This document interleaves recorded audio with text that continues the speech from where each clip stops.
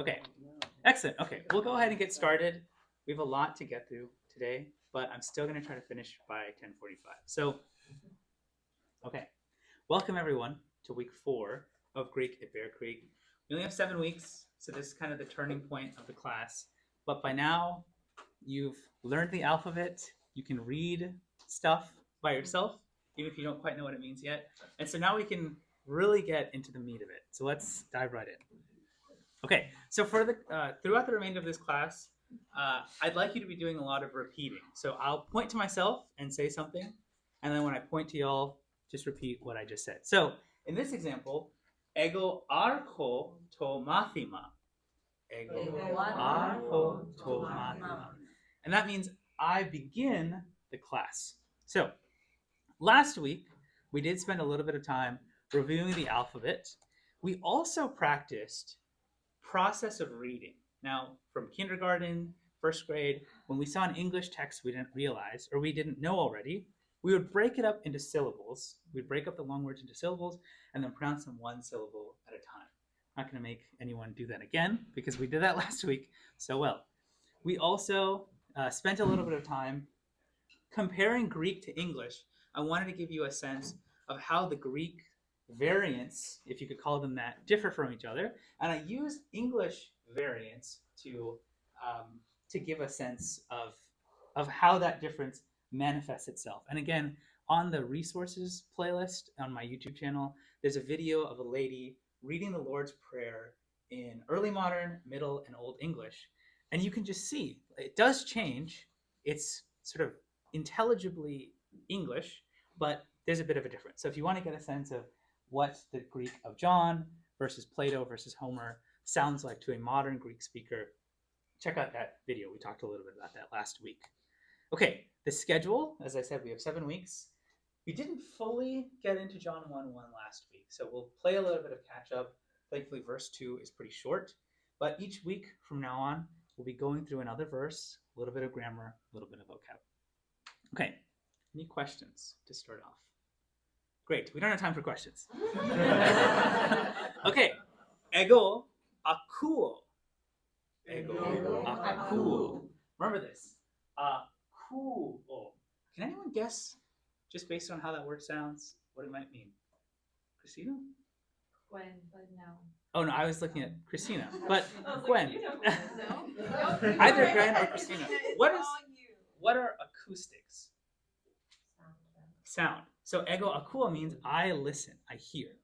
I'm going to be reading the first 5 verses of John, so I just want you to listen.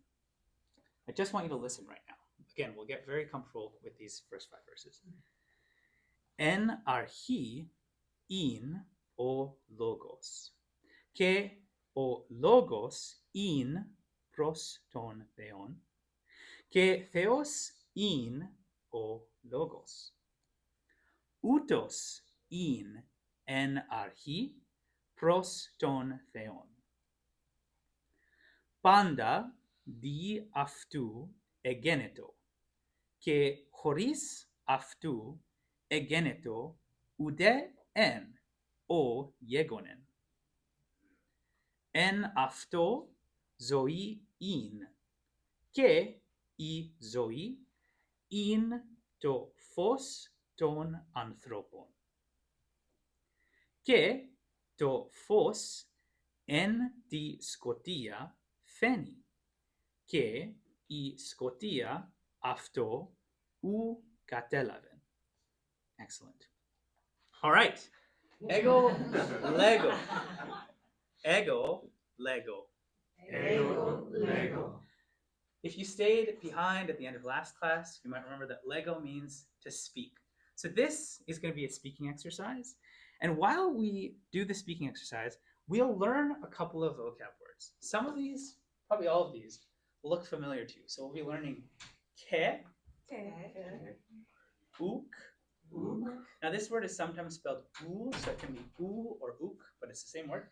Utos, estin, and in. Great. Now you remember, we said these words, we heard these words a lot when we were reading the first 5 verses. So it's going to be a speaking exercise. but we'll learn these vocabs through that exercise. So, just as we started at week 1, I will introduce myself. Ego imi o Makarios. O Makarios is how you would convert my name into Greek. As you might recall, I had said if you're a male, you get this O as the masculine article. If you're female, you get E before your name. So I would say, Ego imi I Maria. So I would like you to repeat after me, but instead of saying my name, put your own name in there. We'll all do it at the same time. Okay? Ego imi o Makarios. Ego imi o. Excellent. I heard all different things, which is what I wanted to hear. So that's one way to introduce yourself. Ego imi o Makarios. I am honored. Here's another true thing I can say about myself. Ego imi anthropos. If we remember the word anthropology, the study of humankind, I am saying I am a human, which might surprise none of you. So this one we can all repeat and say the same thing together. Ego imi anthropos. Ego imi anthropos. Excellent. I'm not saying ego imi o anthropos. As I had mentioned, articles in Greek are a little bit different. Just as I wouldn't say, I am the human.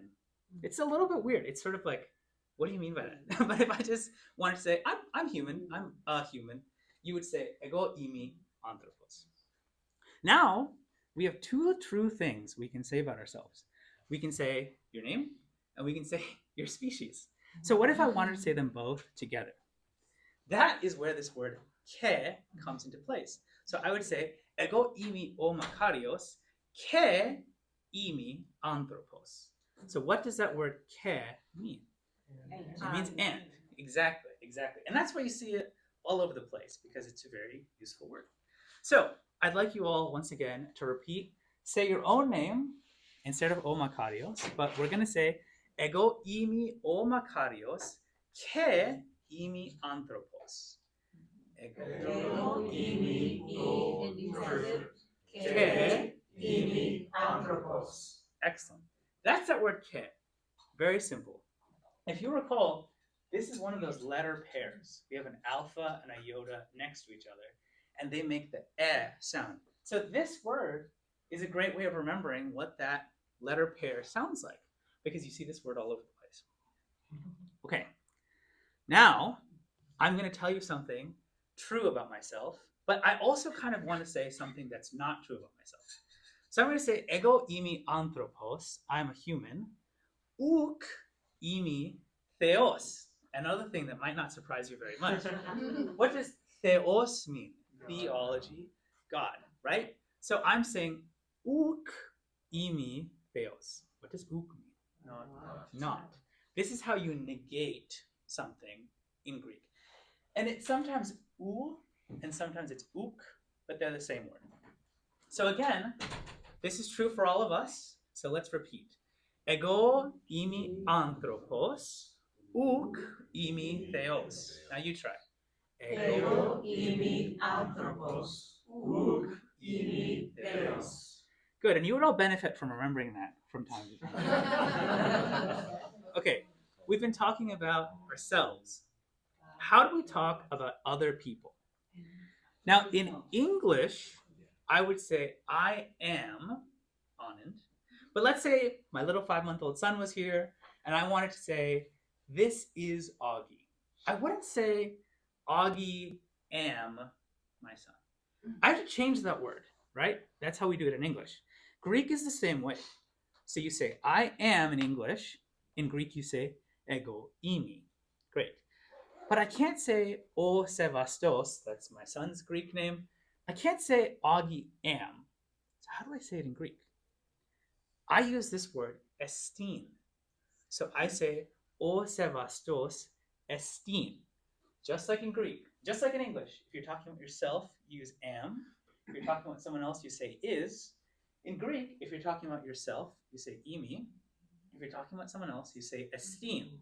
So let's practice that a little bit. Let's say I wanted to introduce to you my son. and he's sitting on this table because he can almost sit up by himself.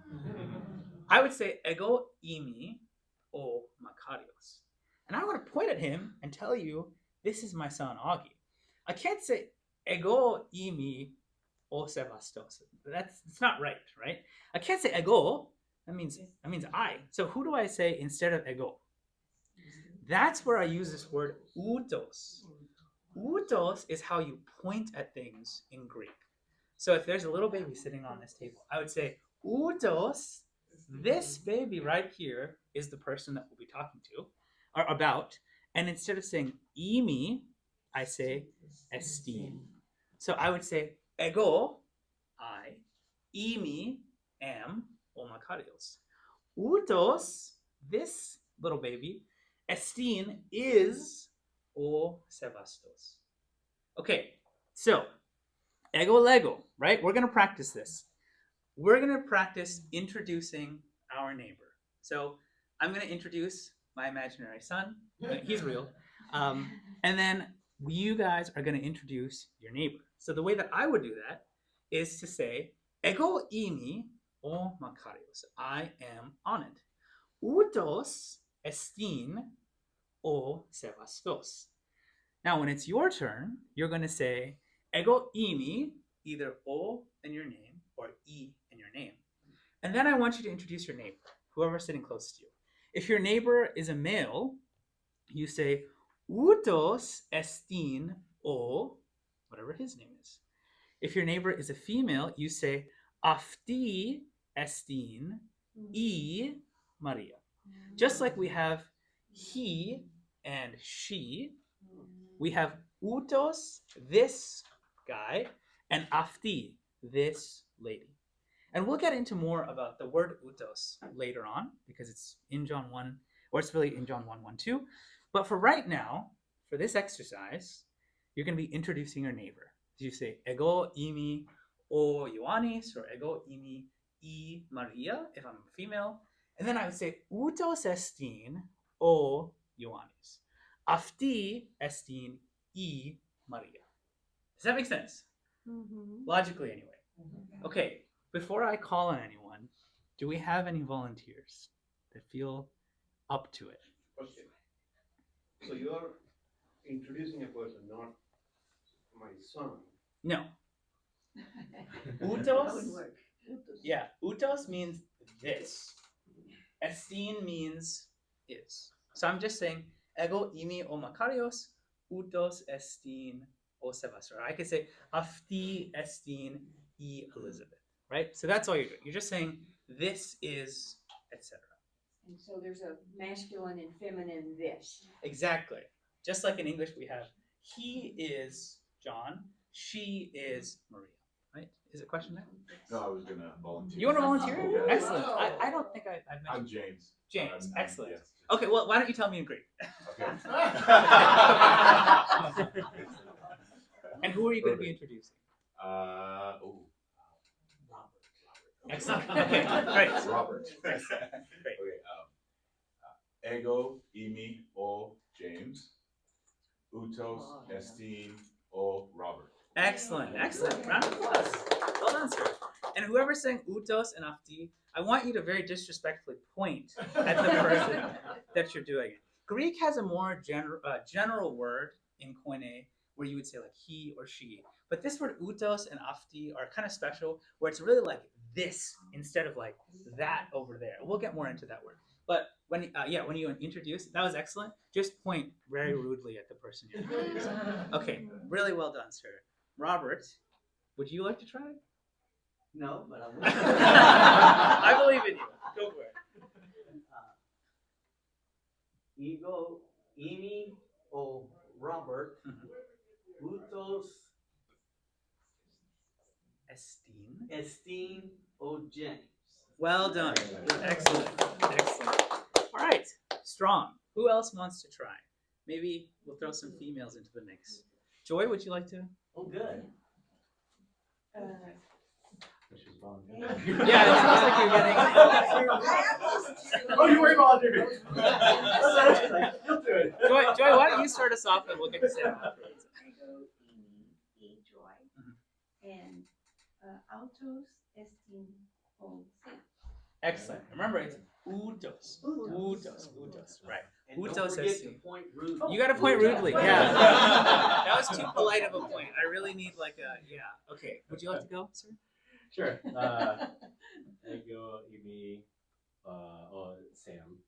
Utos, excuse me, no, Altin, Estin, E, Joy. Excellent. Excellent. Well done. Both. Well done. Okay. Remember, this is the word afti. Afti. There's no N sound because remember, this is the letter that makes the N sound. This is afti, estin, joy. Really well done. And you see when I'm saying these words, I'm making these dramatic ego, imi, utos, estin. Those things are going to help you what those words mean because, that's what they're referring to. So I think the motions really help you learn the words instead of just kind of memorizing, letters off of a page. Okay, well done, both of you.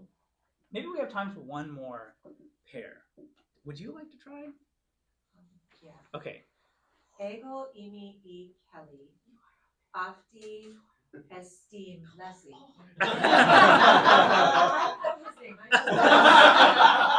Okay, excellent. Just one.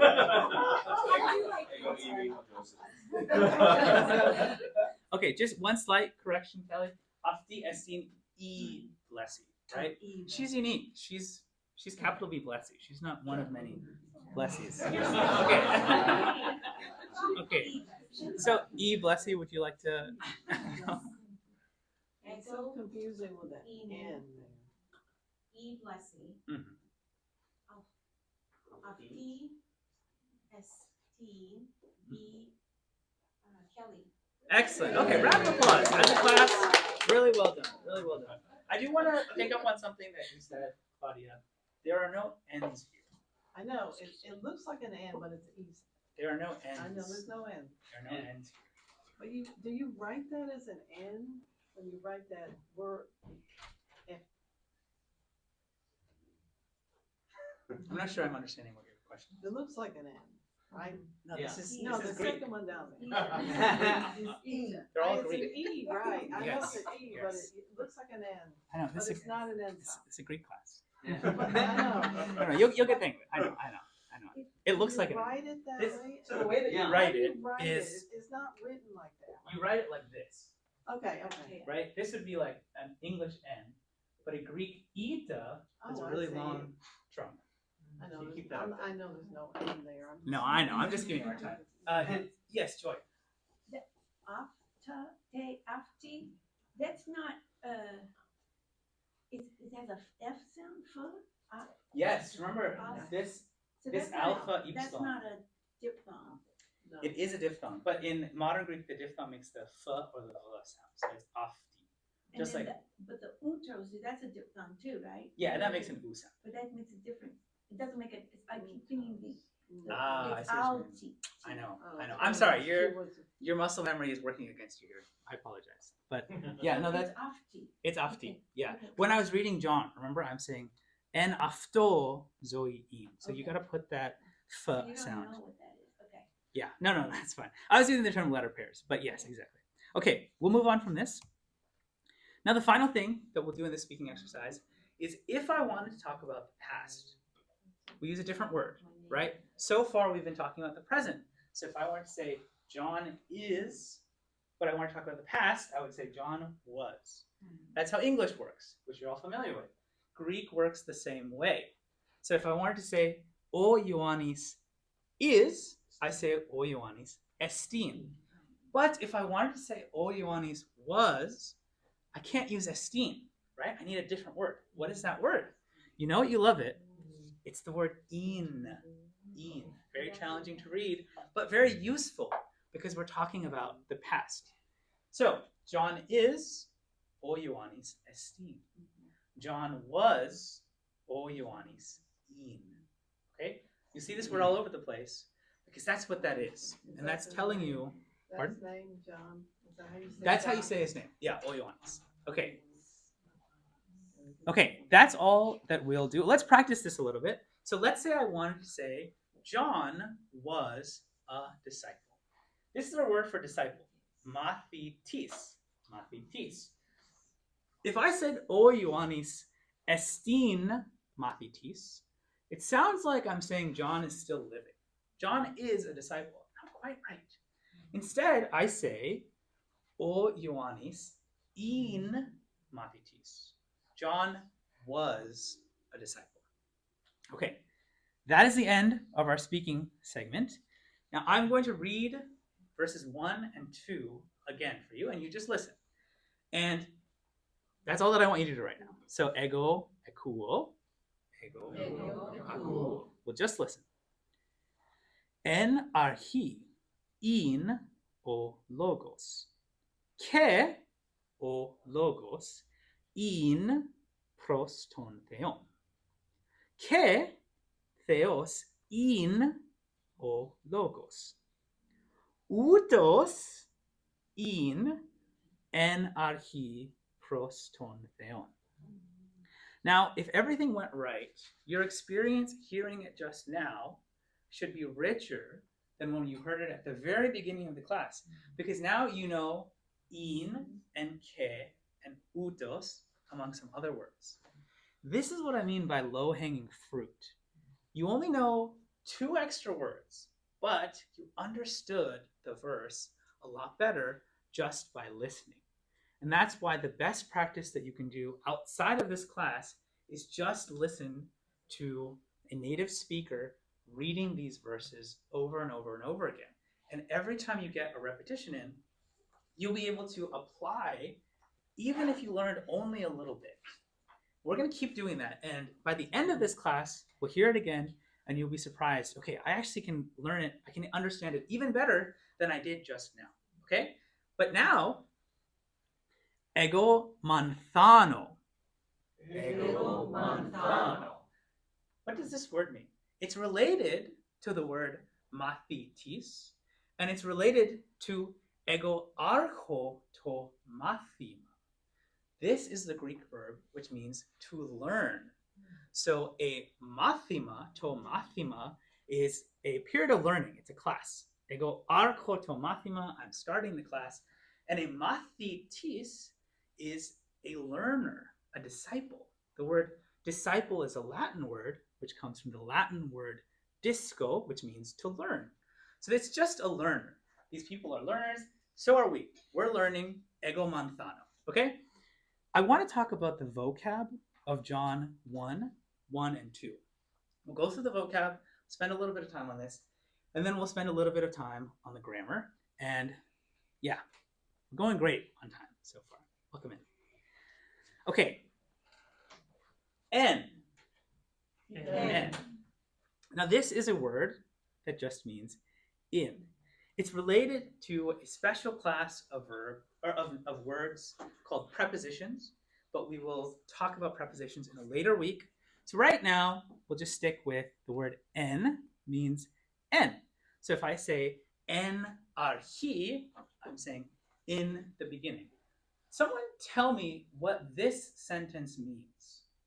Ego imi en to mathemati.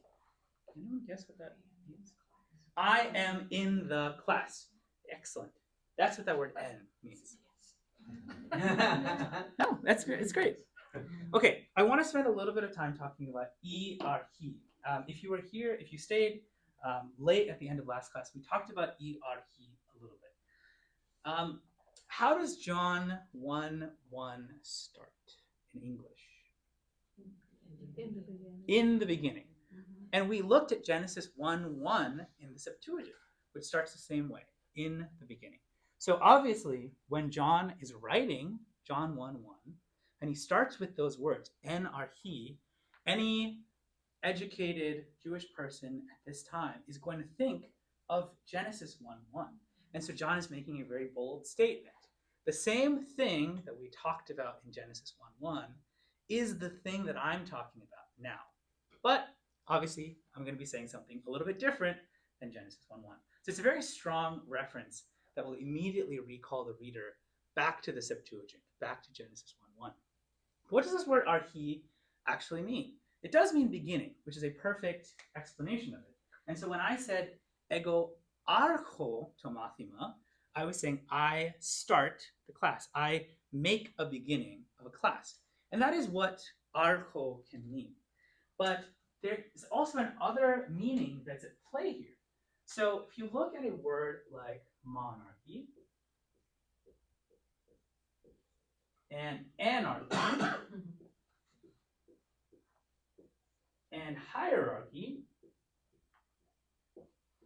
what do these all have in common? Archy. And this archy is that archy. So what does archy mean? Order. Like rain. It means reign. It means rule. So a monarchy is when you have one ruler.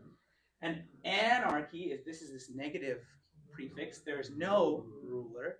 And we won't get into what hierarchy means, but that's the same word archy. That's that ruler. You might have heard of the word oligarchy, which means only a few people are ruling. So this word archo can both mean to start something. I can say ego archo to mathema, but I can also say ego archo tin elada.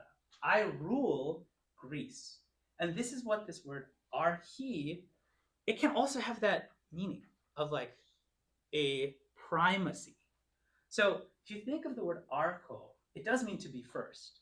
And the way that this gets sort of understood with like a monarchy is that a monarch is the first person in a kingdom. He's the first person. He's the most important. He presides over everyone else. And so we see that in Latin, where the principal can be the most important person, but it can also be like principles as in just the fundamentals. And a prince is someone who governs, something.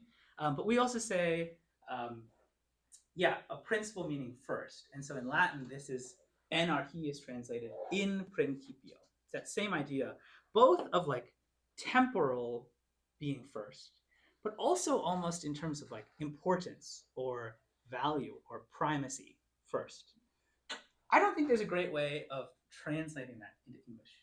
But this word archo, E-archi, it has that sense of primacy, both temporal primacy, and kind of primacy in terms of value. So you could say like in the first, in the primal place, in the primary place.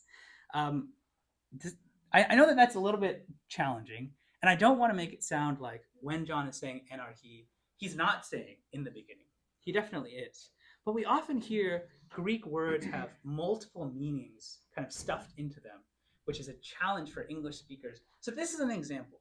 This word archi both means beginning, but it has also this sense of like ruling over, being first. I want to spend a lot of time on this word, o logos. How is o logos commonly translated?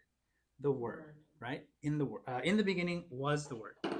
I want to hear, because I think even before I started studying Greek, I probably would have known that o logos is how John 1:1 talks about the word. So I want to hear from you all. Has anyone heard in a sermon or a book or a YouTube video an explanation of what this word means, in addition to just a simple translation, the word? Has anyone ever heard anything about o logos? Maybe not. Roy, I know you've done some study on your own. Can you tell us a little bit about o logos and what it means in addition to just a word on a page or something? The intention is the idea of divine speaking, so it's the idea of the first order of divine word, and so it's because of that setting all things into place. And so the idea is it's not simply just something that's written on a page, but it's what began all things through that divine word. Yes, there's an element of order that's in this word logos. And so if you look up, I'm sorry, Crew, did you have something? Well, I was also going to think back to my high school English, like logos, pathos, and ethos. Yeah, what does that mean? It's like kind of logic or order, I guess would be another word. Sure. Of it. Yeah, they're Aristotle's appeals, right, in rhetoric. So you could appeal to someone's pathos, their emotions, their ethos, their sort of authority or credibility, or their logos. And it is the same word. But in that context, it means appealing to their reason or their logic. And obviously we have the English word logic which is a descendant of this Greek word logos. I want to spend a little bit of time on this because if you look up a Greek lexicon, the definition for logos you'll often see is a word or a speech or a story or perhaps a conversation. So that is interesting, right? We don't really have a word in English that means all of those things. But we also are probably thinking in the back of our mind, well, I know what logic is. I know what it's like to meet a very logical person. So is that kind of what's going on? And I'm going to submit not. I'm going to submit that there is a sense of order that the divine speaking speaks with a certain kind of order. And obviously in Genesis, we think about creation. So of course there's order behind creation. But I wouldn't think of this as like some sort of hyper rational, like AI spirit that's just logic. When I first looked at logos, I don't know, back in high school, I was like, oh, okay, so God is super logical. That's great. I'll remember that. And that's not quite proper. It's almost a mistake. I talked a little bit at the end of last class that we have a noun, o logos. And we also have a verb, which you've seen a couple of times, lego. And these are directly related. What does the word lego mean in Greek? Say. Speak. Yes, to say something. So if I have a book in my hand and I say, ego lego to viβλon, I'm almost saying like, yes, I'm going to say this book. Or I might say my name, ego lego to onomamu. I'm saying my name out loud. But really what this word means, well, before I go there, from that we can see how lego, to say, is related to a logos, a word. It's a thing that's being said. The interesting thing is that if you translate this word into Latin, the lambda becomes an L, the epsilon becomes an E, the gamma becomes an O, and the omega becomes an O. So this is a Latin word lego. Can anyone guess what it means in Latin? To read. It does mean to read, exactly. So we have a Greek word that means to speak, which becomes a Latin word that's not changed at all, and now it means to read. So what is going on here? Speaking and reading have something in common, but they're obviously not the same thing. Really what this word lego means, its kind of ancient usage, is to collect. So the classic Greek picture is you have an olive tree, it's full of olives in its branches, and the thing that you do is you shake it or you get a stick and whack the branches, and now there's all these olives on the ground. And so what you do is you collect them in a big tarp. And I did this in Pylos, and this motion of collecting something together is what it means to lego. So I collect things together. So metaphorically, if you're collecting words and producing a thought, you're speaking. And when you're reading, you're collecting words on a page and getting thought out of it. So it's interesting, this word lego, the collecting meaning is very old. So by the time we get to Attic, even really Koine, no one really is saying lego to mean collect. But that's what that word comes from.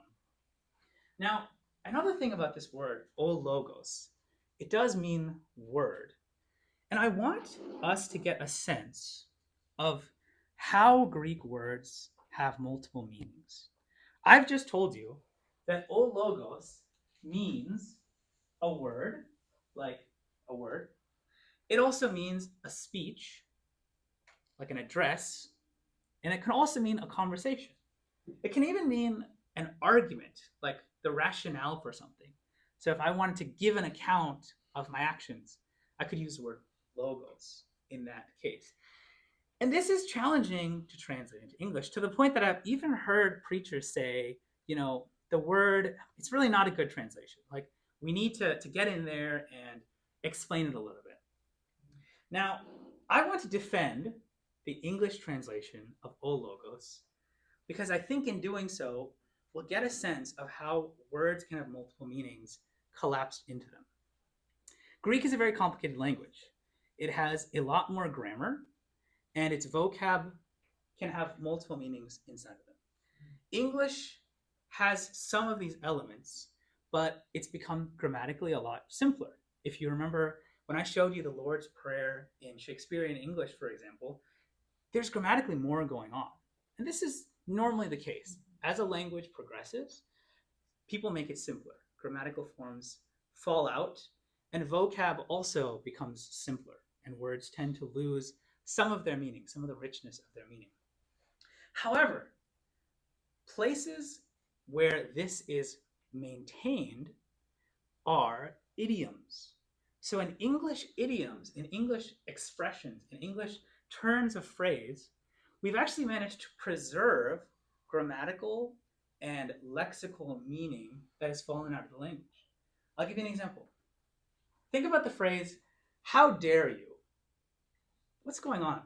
How, question word, dare is the verb, and you is the person doing it.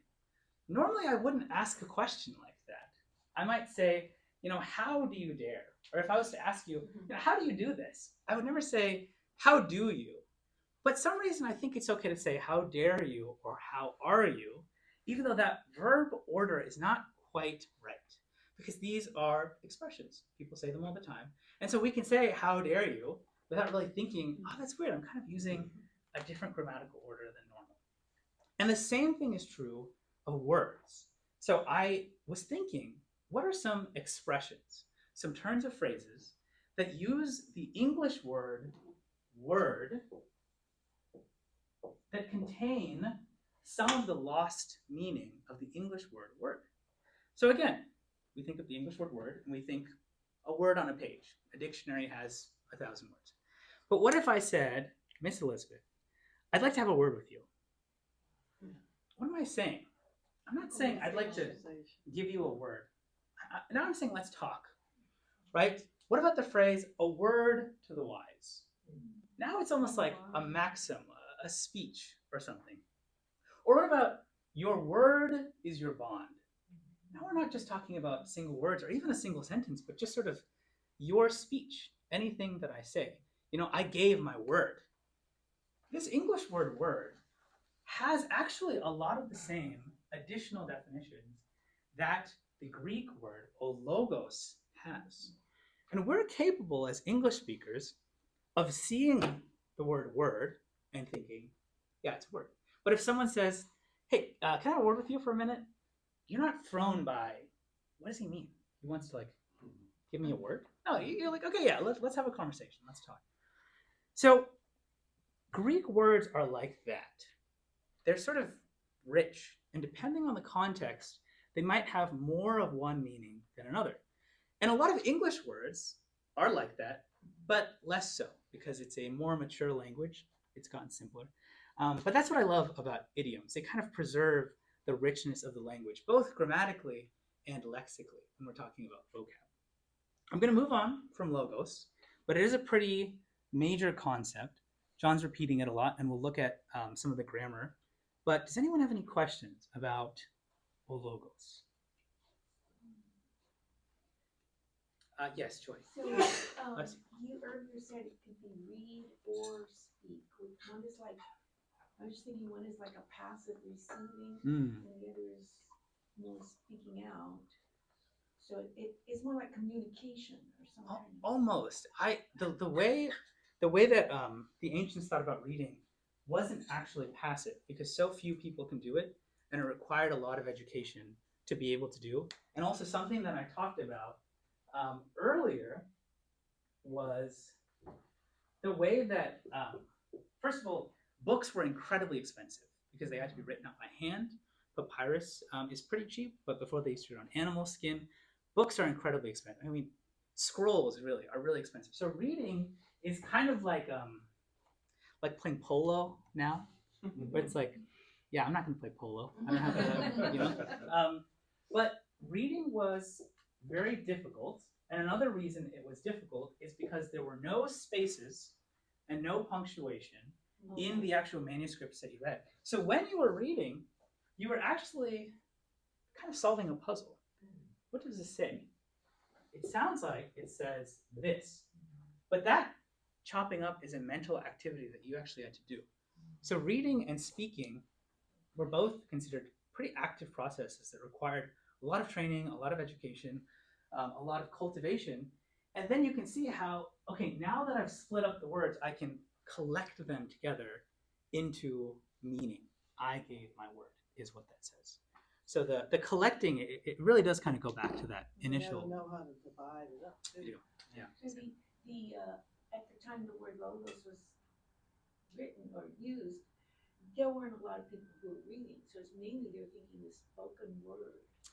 Everything was read out loud. Yeah. Definitely. Yeah, by the time John's writing, reading is becoming somewhat more widespread. But yeah, there are scholars who think Peter probably couldn't write, that he had a scribe do his writing for him. So yeah, everything was read out loud. I mean, I was thinking the other day that when I do quiet times, I always go like verse by verse. Yeah. But if you're at Galatians, you just received a letter from Paul. Someone probably read it out to the congregation all at once, and then maybe you wouldn't hear it again until, I don't know, the next time they all decide to read it out loud. So yeah, context is. So when they say circulate the letter, they don't make copies Yeah. of it and send it. You just read it. It's probably both. Yeah, it's probably both. If you want it to be as effective and preserving the letters, as possible. That's a good question. Did you have a question, sir? No. Okay. Anything you'd like to say in Greek for the class? All Greek to me.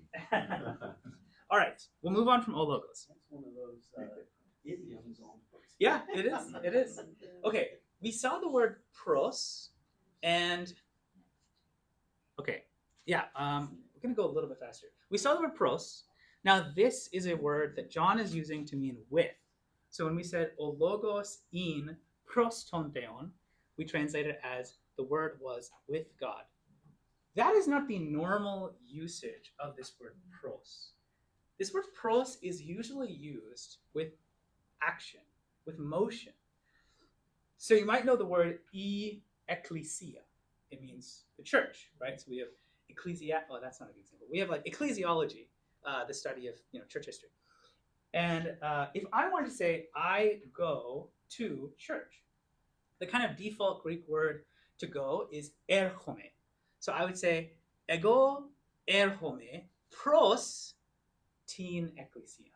I go to church. So this word pros is sort of like I'm moving in the direction of. Now, John doesn't use it in the context of motion.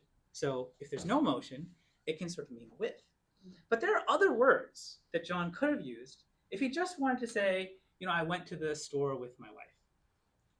And this is me editorializing a little bit, but I think that if he had used some of those other words that's a little simpler, that just means with, it would have meant something different. So I almost think of this as there's kind of an intimate, like facing each other relationship between theos and ologos that John is describing.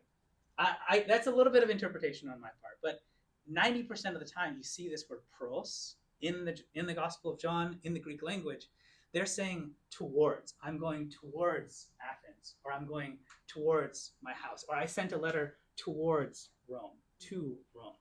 So normally this word is translated to, but in this case, there's no motion, so we translate it with, and that is one of its definitions. But still, I think that there's some intimacy there. I might be editorializing a little bit. Okay, o theos, now we know what that means. I'll just say a quick word about the article. When John says o theos, he's talking about God, right? John is a monotheist, so he only believes that there's one God, which I also believe because it's true. But these are the Greeks, right? So they might say, I Aphrodite estin I theos. Well, no, they wouldn't say that. They would say, I Aphrodite estin theos.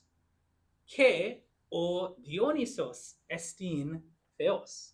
Because they have a ton of gods, right? So very rarely would they say o theos, because they're a polytheistic religion. So the idea of there being one main God, it doesn't really mesh. Now, we have to keep that in mind when we read John. John is not a polytheist. So when he says o theos, he's only talking about the one God. Now, this is slightly different in the Septuagint, and I don't want to get into exactly what that means, but in the Gospel of John, when John says o theos, he's talking about God, like the one God, because there is only one God. And that is one way in which the Greek article has certain uses. So you can say things in Greek that you kind of can't in English. In English, what you often find is we will capitalize God to kind of clarify we're talking about the God, the actual God. And you see this also with the Holy Spirit, where we'll capitalize the word spirit, because we're not just talking about any kind of common spirits or evil spirits or the spirit of the world. We're talking about the Spirit. Greek obviously didn't use capitals to communicate that way. They use the article. So that's one way of getting what the article means. Okay, sorry. We're doing well, but we don't have as much time as I wanted. So all I'll say about utos is that word, right? Utos estin o sebastos. Utos can be a noun. So I can say utos estin o Ioannis. This guy is John. But utos can also be an adjective. So let's say there was a bunch of humans in a room. There's o anthropos, o anthropos, o anthropos, o anthropos. And I wanted to talk about a specific one. I would say utos anthropos estin o Ioannis. Ke utos anthropos estin o Jesus. So you can use it as an adjective to specify who you're talking about. There's another word, ekinos, which means that. So just like in English, I can say, I like this pen, but I don't like that pen. You would say utos and ekinos. But John is using the word utos. And that is different from another word that he can just simply use to say he. So if I wanted to say, I have a brother, his name is Andy, I wouldn't use utos. But if I was sort of saying, I have two brothers, one of them lives here in Dallas, and the other one's in California, and this one's name is Andy, then I would say utos. So that's what that word utos means. Okay, that's all the vocab for John. I'm going to read this again, very slowly. Just listen. En archi, in o logos. Ke o logos, in pros ton theon. Ke theos in o logos. Utos in en archi pros ton theon. Now, you do know every single word in both of these verses. You don't know all the grammar, but you know all of the vocab. Some of the forms might be beyond you, but if you know what those words are, you came across them in a dictionary, I've told you what they meant. This is that repetition. We're going to be reading the same text. I'm going to be giving you just a little bit of instruction every time, and your knowledge of it will get richer. I imagine that when I was speaking this time, it might have been harder to actually pay attention. Because if I said O logos, and you're trying to remember my entire 15-minute rant, and I'm already moving on to pros ton theon, and you're like, wait, what a sec. And that is sort of the stage of Greek language where you're at. But as you get more comfortable with it, as you read it more and more, the confusion will fade away, the richness will remain. And that is my goal for you to get to by the end. Okay, we have 7 minutes to get to the grammar, and I think we can do it. I actually think we can do it. Okay, I'll read it again. En archi in o logos, ke o logos in pros ton theon, ke theos in o logos. There's only 2 sections that I want to focus on to discuss the grammar. So the first is actually related to a question that Miss Joy asked, I believe, last week. What does this say? And I'm just going to translate it word by word. And God was the Word. Doesn't sound quite right? And it's actually wrong to pronounce it that way, because Greek word order is very flexible. I won't say it's free in that it's completely random and you can put words however you want, but each individual Greek word contains more information than an individual English word.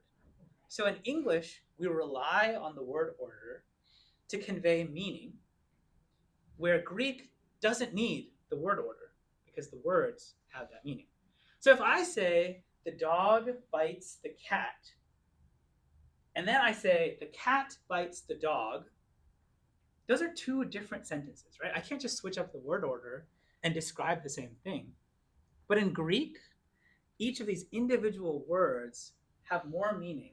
They're different, and so you can actually switch up the order of things more as you like. And so in Greek, like I said, it's not free, but as a writer, as a poet, as a speaker, you actually have a lot of flexibility in how you want to order a sentence, which means that you can accomplish certain effects by the order of what you're saying. How does John do that in John 1? Okay, sorry, before I do that, let's unscramble this, because right now I would say that this order is confusing for English. So we can unscramble this into an order that is the same meaning, but closer to the English order. And the way that we do that is take this ologos and make it first. This is the O. This O tells us we're talking about the logos here. That's the main subject. Then this in can go here, and then theos can go here. So a more natural English way of ordering this would be O logos in theos. Now, when I was saying earlier, when I said ego imi anthropos, I was saying I am a human. So I don't want you to misread this, which I think Mormons do, and say O logos in theos, oh, the word was a God. That is a contextual misreading, because every time John talks about God, again, he's a monotheist. He doesn't believe in like multiple different gods floating around.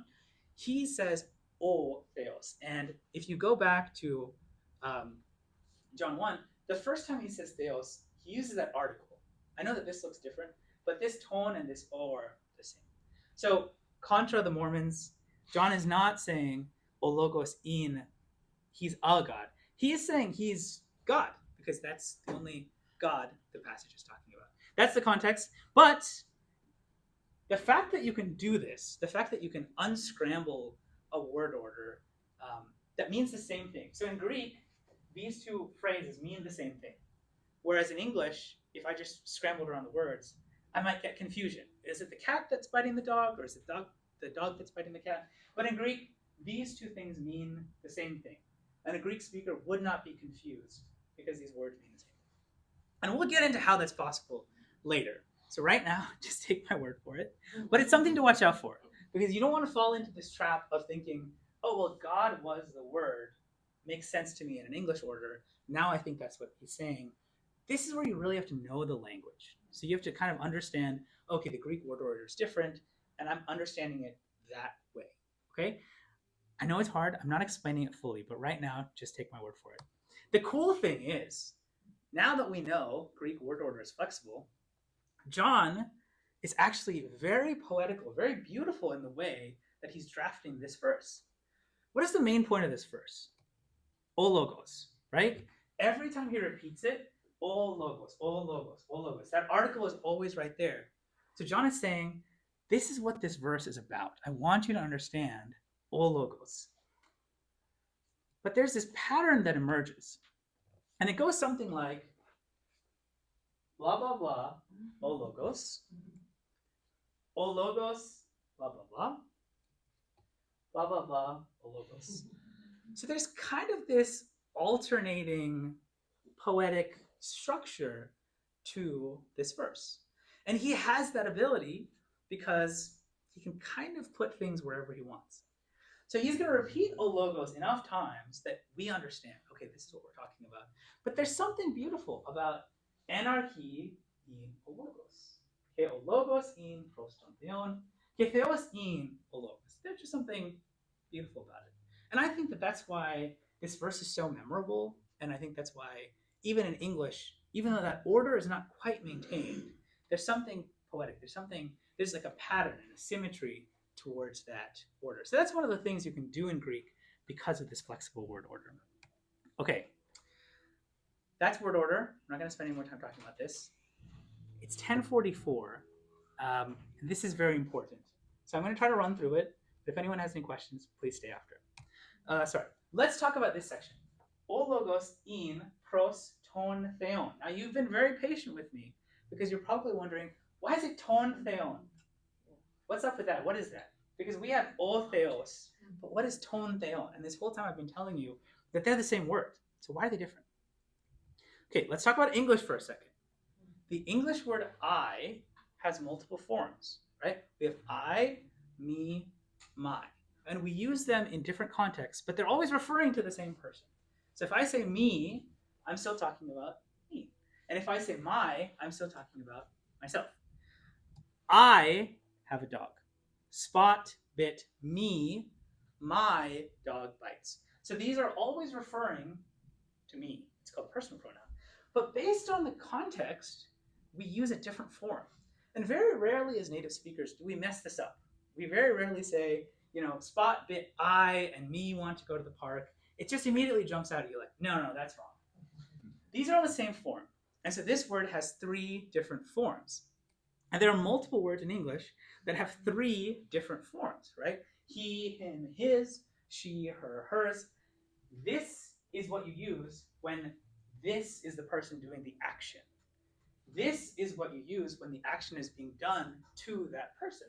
And this is often a possessive. So there are different forms. But not all words in English have these 3 separate forms. Most don't, right? Most of them have only 2 forms. So if I take a word like John, we have John has a dog. The dog bit John. That is John's dog. So most words in English just have 2 forms. All Greek nouns have all 3 forms, plus they have 1 more. So I know. But it's just like you understand how the English system works without someone necessarily explaining it to you. You've never said me want to go to the park, I imagine. In Greek, it's the same way. So if I wanted to say I in Greek, I say ego. And if I wanted to say o theos is the person doing the action, I say o theos. But if I wanted to say me, I say me. While a while ago, we read a verse that said, O Kyrios pimeni me. And every time I said me, I pointed at myself like this because that's what that word means. If I wanted to say my, there's another Greek word, which is mu.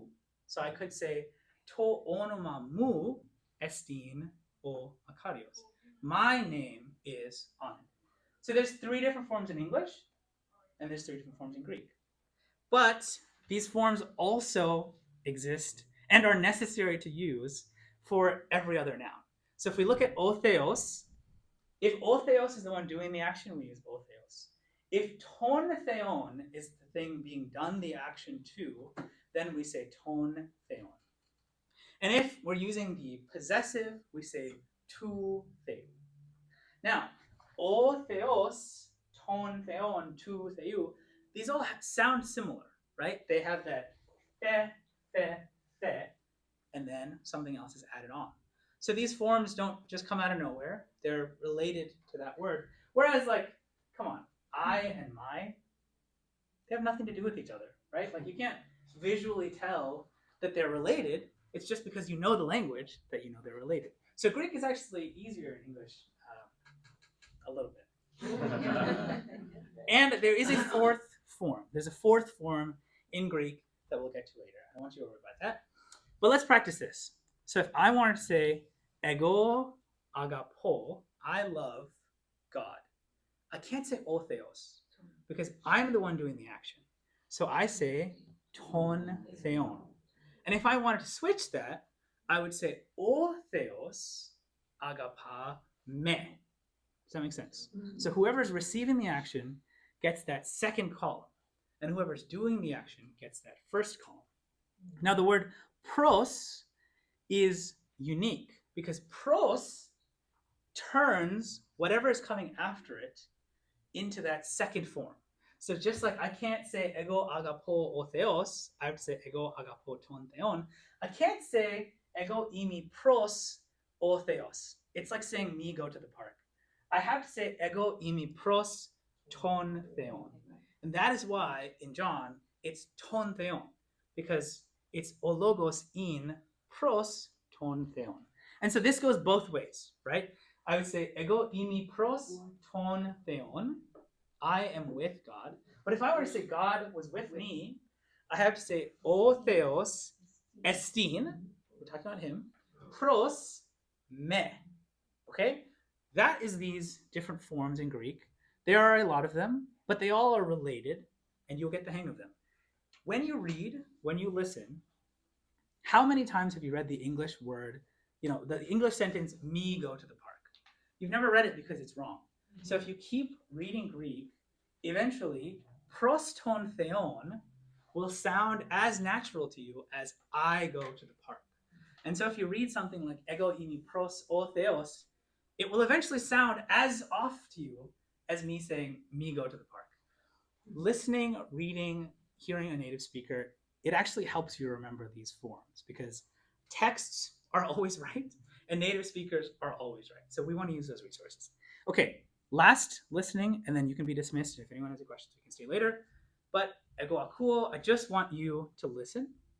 Just take it, listen. I'm going to read it slowly. En archi in o logos. Ke o logos in pros ton theon. Ke theos in o logos. Utos in en archi pros ton theon. Okay. Irini imin, that's the end of the class. Please, if you struggle or if you just want a reminder, everything is on YouTube. The lectures are on YouTube. If you want to watch last lesson, this lesson before the next one, it'll only benefit you. Please go to these resources. Also, listen to that video of me reading the first 5 verses. Listen to it over and over and over again. Because right now when I just read it, your mind is trying to process all of the grammar and all of the vocab, and it's difficult. Every time you read it, you give your mind another opportunity. Okay, try processing this, try getting this, and it'll get easier every time you listen to it. And once you are comfortable with the first 5 verses, listen to that native speaker read through the entire Gospel of John. That might not seem like it's helpful to you right now, but if you listen to that guy for 2 hours and you just pay attention to when he says pros something something, you will get that latter concept because you'll just have the muscle memory to think, oh, okay, yeah, he's always saying I go to the park. He's never saying me go to the park. So when I'm reading, when I'm speaking because my teacher is forcing me to, or when I'm writing letters in Greek because I don't want the CIA to read it, like, I know it doesn't seem like it's that helpful of a skill, but really it goes back to reading. You will never be confused about why is it pros ton theon and why isn't o theos? If you listen and you let the rhythms of the language kind of inhabit your mind as you're reading them. Okay, officially dismissed. If you have any questions, I can stay around. But thank you so much. Thank you.